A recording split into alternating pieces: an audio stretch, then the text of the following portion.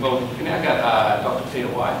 Peter's an adjunct lecturer at Charles University. He teaches some of these subjects. You teach cloud computing. Cloud computing, privacy and security in the cloud, that sort of thing. As well. So he actually teaches in this area. Peter also has a major role with New South Wales Government in cybersecurity. I've just taken over a new role. I was the Manager of Research and Development at Spatial Services. I'm now the Manager of Cybersecurity Research and Education for the Government Chief Information Security Officer. So now I get to play here all the time. And just as William scared us all in the last hour, Peter will talk about risk management and how to deal with the risks and challenges posed by cybersecurity. So over to you, Peter. Thanks, mate. It's kind of frightening, isn't it? I mean, Will's done a great job. Scared the daylights out of us. Made us laugh. I love the passwords bit. I really, really love it. I don't believe people can be that trusting. Yeah, tell me your password. Okay. It's great. What we're going to look at tonight is we're going to focus the threat now on you guys, small business, medium business. We're going to look at the threats. We're going to look at risk management. What do you got to do? How do you protect yourself? And then we'll look at some of those controls that we can put in place that you can work with to protect your business. Okay, so what are the threats? We've got all the natural threats. We've got storms, we've got floods, we've got supply threats where you lose comms, you lose power, you lose water. You've got the man-made threats where you've got somebody breaks in, or you have accidental damage, somebody drives their truck through your front door, and so on. Then you've got the technical threats. And this is where the cyber threats come in. This is where you get the threats of hacking, phishing, identity theft, fraud, ransomware, all this sort of stuff. And we'll look at all this stuff in a moment. But these are the technical threats. And there are only one type of threat that you're going to face. Now, in this cyber threat space, there's basically four types of threats. You have full-blown cyber attack, cyber espionage, cyber terrorism, and cyber crime. Now, the first three is basically nation-state against nation-state. Right? They're not going to be terribly worried. The Chinese are not going to be terribly worried about hacking you here in Orange, unless, of course, you're working as a defence contractor, in which case, major target, you know. But cybercrime, for a small, medium business, is where they're really going to concentrate, because this is where we can get some money, we can get some identities, and we can maybe take over your business. So, what are the threats? Our main threat is actually social engineering. The things that Will was talking about, where we get not attacking the devices, we attack you. And we get you to give us the information that we want. So we can just bypass your defences. So we'll look at, ransomware, we look at malware on your phone, because most of us now have a computer in our pocket. And we need to look at what do we do with that as well. We look at identity theft, this credential harvesting, and we're particularly looking at, in some cases, the theft of what is called PII data, personally identifiable information. That becomes real critical because 28th Feb, the federal government now requires mandatory data loss prevention, which we'll talk about a little bit later. Then there's phishing and phone calls. I mean, very effective techniques at the moment is for people just to ring you up on the phone, as we saw the girl do in Will's presentation, and talk to you and get you to do things for them. There was a thing a little while ago where people would ring up people and say, "Oh, hi, I'm from Microsoft, and we've detected that you've got a virus on your computer, but we'll help you get rid of it. Just follow these steps." And they take over your computer, apply some ransomware, and okay, now you've only got to give us X amount of money, so we'll unlock it. Right? But you do the work for them. It's social engineering. We get to the more technical stuff where we look at web and application issues, and this is where we start to talk about how we patch. What do we do about malicious advertising, watering holes, and we'll talk to this again shortly. We'll talk about router scan. Anybody here provide Wi-Fi for their clients? Do you secure it? Do you know who's on it? Do you know what they're using it for? You might have to look at that. And then, of course, there's DDoS extortion, where somebody hits you with a denial of service attack to basically shut down the business, take it offline. Right? And there are ways we can work around that. And again, you know, pay us some money and we'll stop. It's a plain, straight out extortion. By the way, these presentations are on the website if you want to download them. So you just go to innovate.csu.edu.au and just drag down the PDF. You've got the lot. So who poses the threats? Generally, from our point of view, it's going to be criminals, individuals or organisations. Why are they doing it? Possibly ransomware, possibly scam focused. Identity theft is coming into it now so they can do further things. The major aim generally is monetary gain. Another type of threat that you've got, a threat actor, will be a hacker or script kiddie. And the why here is the challenge. Particularly prove themselves, boast about their abilities. They may have malicious intent. They may be looking for data and do data theft. Or they may want to just put your computer into a botnet as a zombie. And a botnet is just basically a big network of computers with malware attached that they can then use. They can use it for all sorts of things. They might use it to, use it as part of a DDoS attack against somebody else. But of course, when it's traced back, it's coming back to your computer. The police knock on your door and you're the one to do the explaining. They could use it to set up a secure area on your computer and put all sorts of interesting data on there that you wouldn't really like to have found, such as kiddie porn. And again, when the police come knocking on your door, you've got the explaining to do, even though you knew nothing about it. So this is the sort of problem that you're facing. They might also be aiming, if you're running any sort of ICS system, industrial control system, to hack it and attack that. So that could also be another issue. The third type of actor is the state actor, and these are the nation states. Right? They're mainly involved in cyber attack, espionage, data theft, looking for trade secrets, patents, etc. So the defence contractors amongst us, you have the target painted on you, right? Because they will be interested in you. Most of the rest of us, they're not going to be terribly interested. You may end up being a byproduct, but you're not the main aim. So how likely are these types of threats? Well, according to Telstra, and they do a report every year. In 2016, the 2017 report hasn't come out yet. In 2016, they estimated that 60% of businesses had some form of ransomware attack in 2016. They saw mobile malware grow by 300% in 2016. They saw that 16% more patches were required in 2016 than were required the year before. That's also due to the fact that there's more people doing research now against applications and operating systems, so with more eyes looking at things, they find more vulnerabilities, therefore there's more patches to be done. And DDoS extortion increased by some 200%. It's quite profitable to have somebody taken offline and pay them money, to come back. So it can be quite profitable. Sorry for fine. So how does a threat occur? What are the vectors we use? It could be your computer. It could be at work, or it could be home, because who amongst us doesn't do some work for work at home? I do. I actually teach from home. I do a lot of my lecturing from home. So, and I connect back to the university system and so on.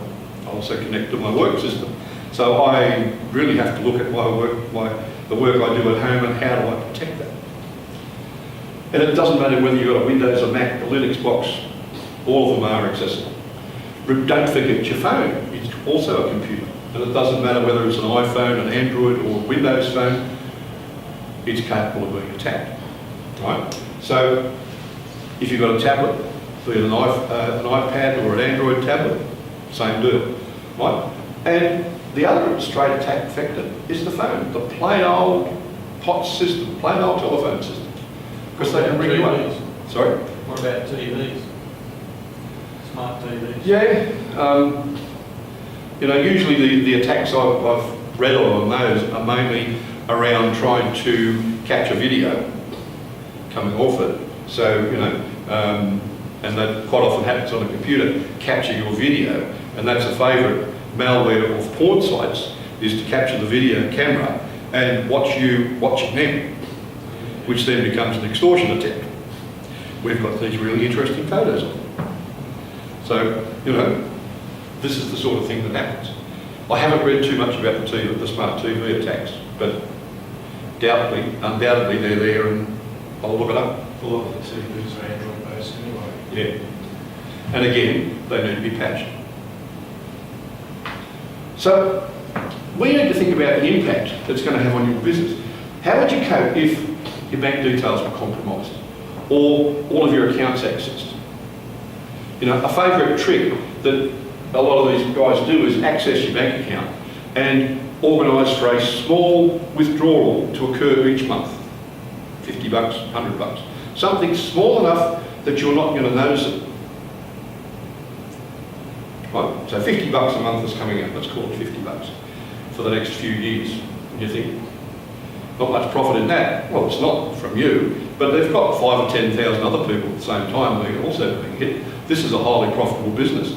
Guys are getting milked for years, literally milked.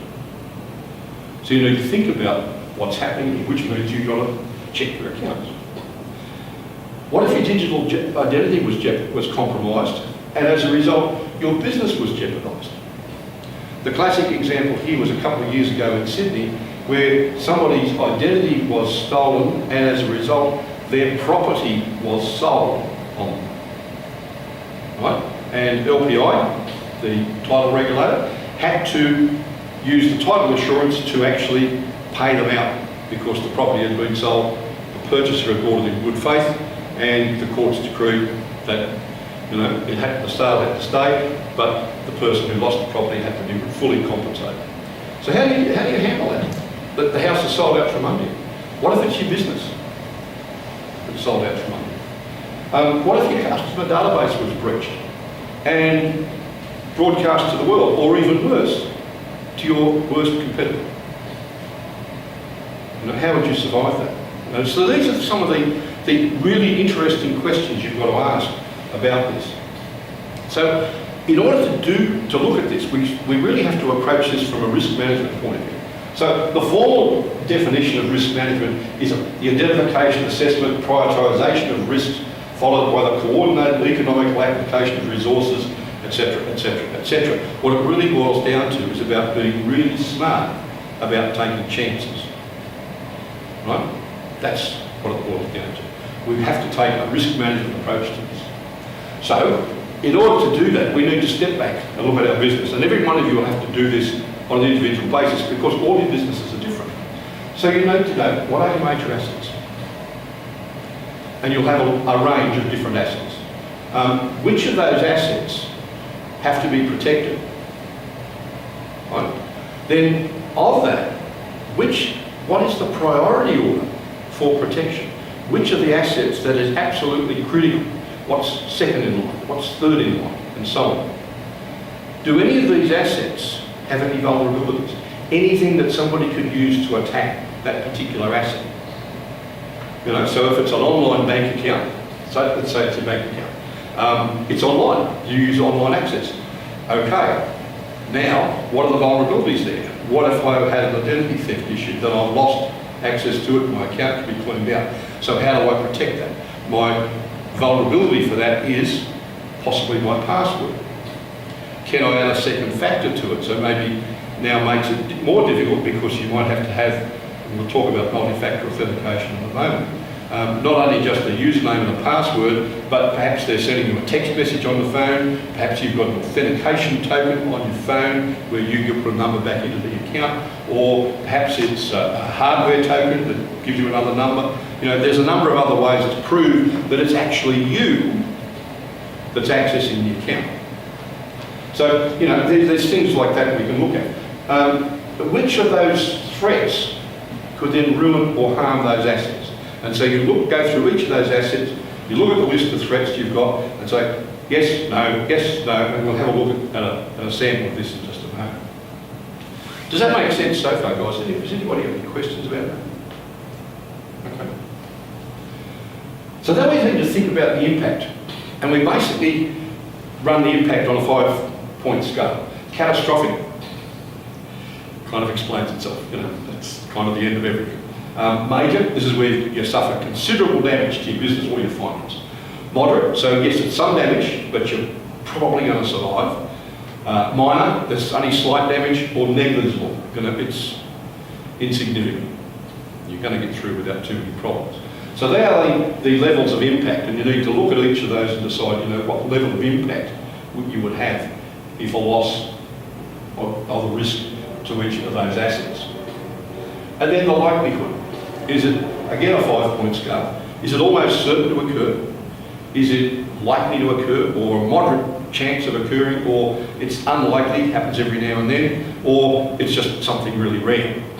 Right? And again, out of that you come up with a chart.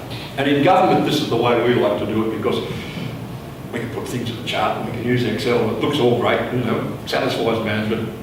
But it's actually kind of useful, because you can look at something and say, well, I've got a moderate risk, right? And it's reasonably unlikely to occur, so basically it's moderate. It's a moderate risk for me, okay? If it was rare, it would be low, and I can adjust things accordingly. However, if I've got a major risk, right, which is only unlikely to occur, then it's still only a moderate risk that I've taken here. So this gives you a much more visual way to approach your risk and say, okay, if I've got something that's catastrophic, then the very best it's going to be in an unlikely or rare case is a moderate risk. But anything above that, it's major, right? We've really got to put some effort into it. So this is a way that we, in government, look at this and try to assess risk. We then take it a bit further, and we go a step that I wouldn't recommend you do, although you might want to think about some of it. And we'll start to look at, impact on the business, and I'll just read a couple of them. Impact on the business systems and services, a complete failure of the line of business systems or services resulting in significant loss or service for an extended period. Total loss of operational capacity for greater than 24 hours, total loss of operational or strategic data sets. So that's what we're talking about there for a severe consequence. And we'll look at that, as you see here, the impact on business systems, the impact on the information, the impact on the viability of the business, the impact on compliance, the impact on your capability, and finally, reputational impact. What impact is it going to have on your reputation if it's on Sunrise in the morning, or in the Telegraph, or in the local paper? Are you going to survive that? And this is the question that you, as a business person, have to ask. How do I handle this? Is this going to be a problem for me? Or am I going to have to put in place significant things, significant approaches and plans in order to deal with this if something is really quite severe? So, having gone through all the bad bits and scared yourself senseless again, we now start to think about how do we stop this? Right? What do we do to control all this stuff? So, what I suggest you look at is, firstly, what are the assets we really need to protect? Look firstly at the really critical stuff, priority one stuff. What have we got to protect? What are the controls we need to protect it? Are they cost effective? Because it's no good spending thousands and thousands of dollars on something if the total cost of the loss is a few $100s. There's no cost effectiveness there. So you've got to look at, is it effective for me to do anything? Because that may then affect the way you look at the risk. Right? A lot of the stuff we're going to look at tonight are controls that are going to cost you a little bit of time to implement rather than actual folding money. Right? So this is stuff that you do, this is plans that you put in place, this is mitigations that you can take that actually help you to get stuff happening and secure without having to go and spend, unfortunately, loads of money with consultants to do things. You may end up having to go back to Will to do things afterwards, but this is the base level stuff. This is the stuff that gets you up to a certain level where you can feel reasonably confident, I'm reasonably okay. Okay? So we start a risk management plan. We create a list And I'm big on lists. As any of my students will tell you, I'm real big on lists. Right? We need to list your assets, the risks, the impacts, the likelihoods, the consequences, and then decide what's the priority for it. 1 to 10 or 20 or whatever it is you've got on the list. Make a priority list, because you start at number 1. So we need to know where these things are going to occur. So we look at the different types of risks, just the ones we've talked about. So if it's a ransomware attack, it's targeted at you. Not a device, you. Right? It's looking at you, the user, and it's convincing you through social engineering to give them access to your devices or your system. Right? So the attack object will probably be the computer. They want access to your computer system. If it's malware coming off your phone, it's targeted at both you, the user, and the phone. You, the user, again, social engineering, because you've got to actually do something to let it happen. Unless, of course, you've decided to go jailbreak your phone and head off into the wilds and pull down all these interesting apps from places that aren't, the Google Play Store or the Apple App Store, where they certify that the apps don't come with malware. In that case, you're out on your own. So you may well be picking up the problem. If it's credential harvesting, again, it's aimed at you and whatever device you're using, be it a mobile phone or be it a computer or a tablet. Right? So again, it's you being socially engineered to give them access to do things. If it's phishing or scams, it's you. They're aiming at you. Because they don't even need the computer. As we talked about, the calls from Microsoft and so on. If it's the more technical things, the web and the application issues, they're aiming at the device. And that's probably where it's not patched properly. Right? Router scanning is aimed at your device, your Wi-Fi router, where you're providing perhaps Wi-Fi access to your customers and your guests. And maybe you need to think about how you do that. If it's just completely open, no password, anybody can access it, anybody can use that to load up malware on anybody who comes in. You need to think about that, and we'll talk about that in a second. And then, of course, if it's a DDoS attack, it's aimed at the business through your computer system. Okay, so there's some idea of where these attacks are going to occur, the vectors they're going to come from. So how do we control them? Here's where you find out. I like to start with the Australian Signals Directorate. This is part of the Department of Defence, right, federal government, and they provide a whole range of stuff for government and individuals, which gives information on how to do things, what you should do. And they put out what they call the Essential 8. We're going to run through that tonight. The Essential 8 things that you should do to keep yourself protected. They also have a whole series of mitigation strategies, and that's the next one down.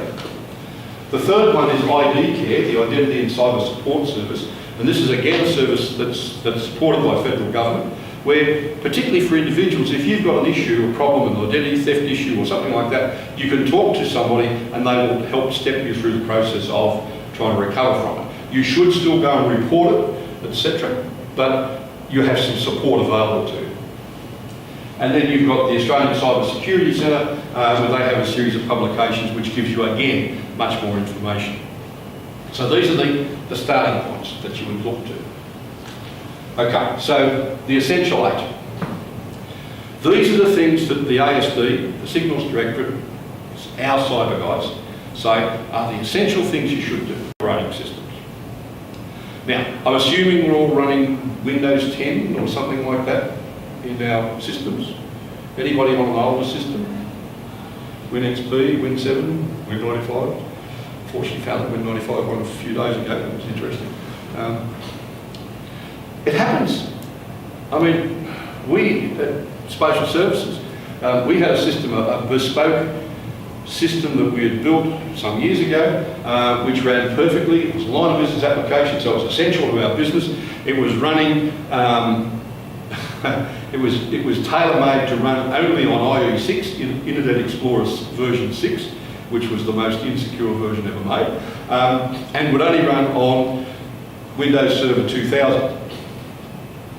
And we wanted to upgrade this thing because Windows Server 2000 had gone out of life, so we weren't getting any any support for it. We put the thing to management, it's only going to cost about $1 million to upgrade it. And they said, no, it's not important, keep running. We said, there is an issue here. If it gets attacked, this goes down, the entire state suffers. It's $1 million, we can't afford that. If it goes down, the minister will be on the front page of the Daily Telegraph, you'll be deciding. I'll get the money. Right? Sometimes you've got to do it. It took 3 years, by the way, to rewrite the thing. So we had to buy extended support off Microsoft in the meantime and put all sorts of additional things in place to try and keep this thing working while we rebuilt it. That can be a real issue. So keep the patches up to date. If you're running Win 10 or something like that, or Linux or Mac, most of these now will update themselves pretty well automatically and keep you up to date. Make sure they are. Part of that is patch applications. That's the second one. So yes, patch your operating system, but you also want to patch Word, Firefox, Chrome, Excel, all these other applications that you're using. You know, a lot of you use MYOB still. Anybody? Yeah. On your computer or in the cloud? Both. Do you patch the one on the computer? Good girl. Right? Because a lot of people don't. I haven't got time for this. And that's the most common excuse I hear. I don't have time for this. Well, sorry guys, you're putting yourself at risk here. Right? This is like saying, I don't need a burglar alarm. I don't need bars on the windows, and I don't need insurance. Yeah, right. Okay? Same deal. The next one is restricted administrative privileges. Now, in an enterprise system, you would have administrators who do, and I was a systems administrator for a lot of years, and they do all the management of the system. Manage the software, they manage the applications, they manage the network, and the whole box of dice. So what we did was we restricted that to a certain group of people, and we made them have a separate account, an administrative account. So mine would be admin.py. And it could only be used to do administrative things. I was not allowed to log into a computer with my admin account and just surf the net or do things. Right? I could only use it when I wanted to do something as an administrator. Because by doing that, part of the vulnerability is that if you're logged in as that and you get the malware attack and they take over your credential, it's an administrator, and in my case, I was the enterprise administrator, so my network considered me God. I could do anything. Right? So this could be a major problem. So I was extremely careful about what I did with mine because of the level of privilege that I had with it. Right? So you've got to be very careful. And so you need to think about who does your application installations, who does the updates for them, who's looking after it. And we'll talk about this shortly. You might want to think about application whitelisting. Now this is, I suppose you've all heard of a blacklist. A blacklist is where you ban something on the blacklist can't get in the door. Well, a whitelist works the other way. A whitelist is what you can run and everything else is banned. So maybe you might want to think about it. I'm going to run Office. Right? So that's Word, Excel, Access, PowerPoint. Right? I'm going to run, pick a web browser that you like, Chrome or Firefox or whatever, and I'm going to run MYOB, and I'm going to block everything else. So now you've just reduced your attack surface. All these other bits that people throw in there because they can, because everybody needs to see funny cat videos or play solitaire or other games. Now can't run. Right? You can only run the stuff that you want to run. And so this is what the ASD is recommending for the federal government. They actually whitelist things. We've talked about this in state government and we're not quite game to put this in yet. We've got a little bit of culture change to do first and convince people this is a really good thing and it's actually going to work, and sorry about your cat videos.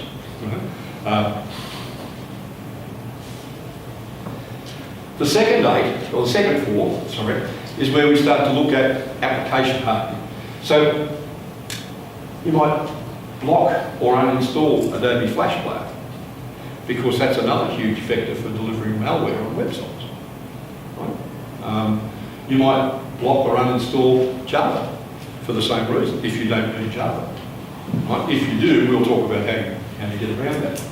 We might think about multi-factor authentication, and I'll show you exactly what I mean shortly with that, which means that when you log in, you've got not just your username and password, but another factor that you've got to apply in order to prove it's you. Anybody here use macros? Office macros? Yeah? Lots of them? Yeah? Okay. The ASD recommends it. You disable them. But because you're using them, what you can do is you can actually say, I'll trust the ones I made, and I'll distrust everything else. So now your ones are one, and when somebody sends you an Excel spreadsheet or a Word document, generally I possibly just delete it, and we'll look at another way to get the documents to you so it becomes secure. So you're not picking up a document that's got all these dodgy macros in it. Right? We'll talk about that in a minute. We all do backups, don't we? Daily? Weekly? Monthly? Twice a day? Yeah. Because if you get a ransomware attack, something like that, and you have tested that you can actually restore your backup, yeah, good, then this becomes a way to get around it. Okay, yeah, I might lose a day's data. But the alternative is you might lose your business. Right? So if you're really stuck and you've clicked on something because social engineering is pretty damn good, right, and they've got you, then maybe, if you've got your backup, you know it's working, okay, bite the bullet, restore. Blow the machine away, restore yesterday's backup. Go back to yesterday. Start again. Right? So that becomes your last resort. Can I just ask one Of course. Do you believe that the time for backup that people quote, 21 to 4 hours, whatever they quote? 1 to 2 terabytes of data, right? Which is a much more achievable thing. And that might even be achievable in the cloud. I mean, we can talk about that afterwards, but that's certainly one of the aspects that government is looking at the moment. Do we move away from tape in some instances to the cloud? Because we're going to achieve, provided you've got good upload speeds, you can achieve a better result. So that depends entirely on your comms, right? Because if you've got slow comms, then forget it, it's not going to work. You're back to tape or some other alternative. Any questions before we go on? That quickly covers the 8, but what I'm going to do now is go through them in a bit of detail and have a look. So how do we do this? Do we need experts? No, probably not. Not to start with. You can get most of this done yourself, right? There's a couple of areas where, yes, you're going to probably need an expert, and whitelisting will probably be the main one. But most of the other stuff you can get in place fairly quickly. Number one, let's patch. What do we patch? We patch our computers. So we need to know what operating system we're on. Generally, most people now have moved to 10, although some people still have older versions. If you have an older version, why are you still there? You need to ask the reason. Is it because I'm running some software that requires specific things in that older version? Can it be upgraded? If it can't be, and you're on an older system, as one of the guys in Dubbo was talking this morning, he's still running XP, but he's running software that specifically requires XP, right? And he's got some issues around it, as you can understand. So he's looking at, can he find other software that will do the same job? But of course that is going to be a reasonably slow process, because you've got to do a bit of research here to find out. And then move to it, do the migration, do the testing. You know, yeah, this is loads of fun and takes time. So in the meantime, he's starting to work out a plan now. What can he do around that, right, to protect those XP machines? And we gave him some ideas about which way to approach it. I'm getting the current security patches. So this means you might have to go into the machine and have a look You know, see what security patches are coming out, how the settings are set, is it happening automatically, which is what it should be. Is it going to reboot things? Yes, it does. Fortunately, not as often as it used to, so it's become a little bit more well-behaved in that respect. But it is still going to reboot from time to time. Right? We have a problem at work where we have people in IT who were doing certain various things, running scripts and so on, and so would say, no, look, I can't reboot this because this script is running, going to take 3 days to run, etc., etc., etc. And in one case, has managed to put off rebooting his computer for about 6 months. Right? And his computer was so far behind in patches that it was actually a screaming large vulnerability. So we just bit the bullet and said, sorry, kill the script, it's going. We've taken it down, rebooting it, bringing it up. It has to happen. And now we've put in place a system that says, applies the patches and gives them maximum 24 hours of notice that it's going to have to reboot, and then starts counting down. And there's no way to back out of it. When it gets back to 0, if you haven't saved your work, gone. It's the only way we can do it. You've got to make sure you patch. Are you doing it on your smartphone? Right? I said to somebody this morning, yes, well, I got into Dubbo last night and I looked at the phone and had a little, because I'm running an Android, had a little indication there that had some patches to apply. I looked at it, there's about 15 patches. Oh yeah, you can run that while I'm doing some other things, which it did. And he wasn't aware. He said, I've never seen that, show me. So I pulled it out, showed it to him on my phone and said, oh, look, we've got another 5. Hang on, let's do that while we're here. And showed him how it worked.